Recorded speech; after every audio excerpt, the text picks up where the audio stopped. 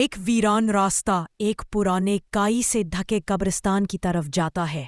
عارف فکر مند ہو کر، ریحان ہمیں یہاں نہیں آنا چاہیے تھا۔ امی کہتی ہے غروب آفتاب کے بعد مردے مہمان پسند نہیں کرتے۔ ریحان بس قصے کہانیاں ہیں عارف، اور ہم اکیلے نہیں ہیں، موٹی ہمارے ساتھ ہے۔ بکرے کی طرف اشارہ کرتا ہے۔ بکرا چپ چاپ گھاس چباتا ہے اور خالی نظروں سے قبروں کی طرف دیکھتا ہے۔ وہ قبرستان میں داخل ہوتے ہیں جو جنگلی پودوں سے بھرا اور خاموش ہے۔ ہوا ہلکی ہلکی سسک رہی ہے۔ ریحان ایک پراسرار پتھر کی سل دیکھتا ہے جس پر قدیم نقش و نگار بنے ہوتے ہیں۔ یہ ضرور کسی چڑیل کی قبر ہے۔ عارف اسے مت چھونا، لیکن دیر ہو چکی ہے۔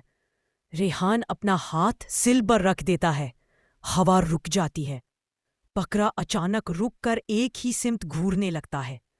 دونوں لڑکے سرگوشیاں سنتے ہیں لیکن وہاں کوئی نظر نہیں آتا۔ عارف کی ٹارچ جھپکنے لگتی ہے۔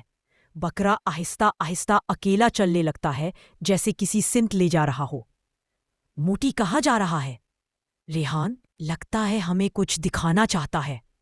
وہ پیچھے پیچھے چلتے ہیں۔